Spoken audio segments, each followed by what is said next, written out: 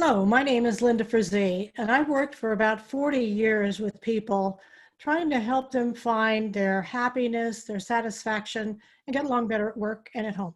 And one of the things that I find happening just now is that many people are saying to me, well, I'll be happy when this is over, or I'll be happy when, and I've heard that phrase before for 40 years in a variety of ways. I'll be happy when I get married. I'll be happy when I get divorced. I'll be happy when I have a new job. I'll happy when I have a baby. I'll be happy when the baby goes to school. So, so much of the time we're in the future thinking about what will make us happy later. And because of that, there's a lot of that going on right now because so many things we've been restricted in a way that we've never been before. So Are We There Yet was a class I just recently did. And a lot of people are saying, are we there yet? And I can't wait until I can what? So what is it for you? What is it you can't wait to do? What are you saying to yourself, even if you haven't said it out loud? I'll be happy when, I get a new job, when I have more money, when the economy is the same way, when I can eat out, whatever it is for you. I'm asking you to think about that.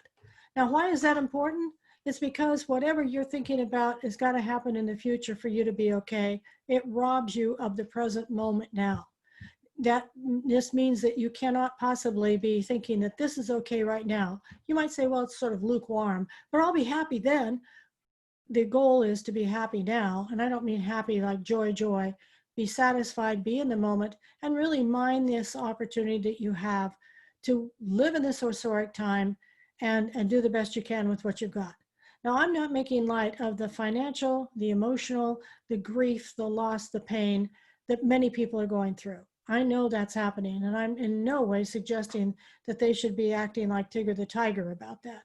I'm just saying that even with those things, you have to deal with what's up for you at the moment, which might be grief or crying or trying to get financial aid, or you could be helping someone who needs it if you don't need it. So there's lots of ways that all of that comes up. Now, my point is about idealization. Idealization is an idea that we have in our mind that in the future, everything will be roses, everything will be okay, everything will be fun. And maybe even then you'll have the perfect body, you'll have lots of money in the bank, the economy will be better than it's ever been. You'll get along better with your relatives because you're not all in one cluster in the house, or maybe you'll get along better with them because you get to see them. But it's all this imagined idealization. Some people are more prone to idealization than others, but let's talk a little bit about that.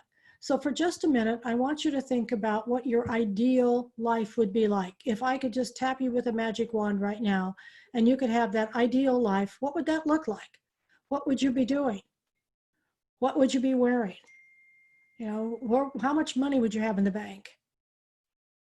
Think about that. What would you be driving? Where would you be living? Now, how much of the time do you spend thinking of that kind of idealized life? Maybe even more now because there's more of a struggle now. Now, how far away are you from that idealized life right now? If this was on a piece of paper and your idealized life was at the top, like up here, where are you? Are you way down here? Are you close to it? Take a look at that. Now, the reason I bring that up is because the further you are away from your idealized imagined self, the more pressure and the more stress that you're carrying.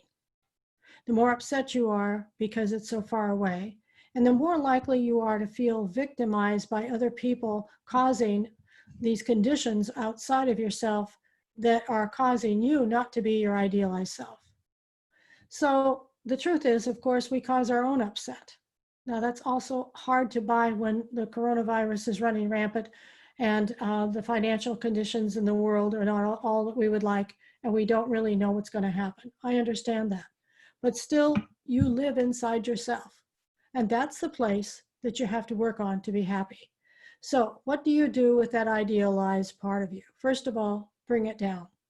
Let's say that, let's use losing weight for an example, because that's a common one. Someone says, well, when this is over, or while this is over, I'm going to lose 20 pounds. Okay, that's a lot of weight to lose.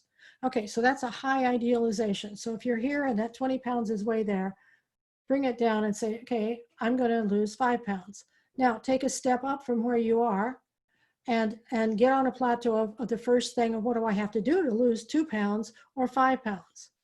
Okay, and maybe that's not eat as much ice cream, or maybe that's exercise, or maybe that's not eat after 6 o'clock or 7 o'clock. It doesn't really matter, but you have to get to one thing and get the small goal. And then step up again and move the ideal up a bit more. Say maybe by the end of the year, I could lose 10 pounds or whatever. But you see what I mean? One step up, get really square on that step, rest for a while, and then move up.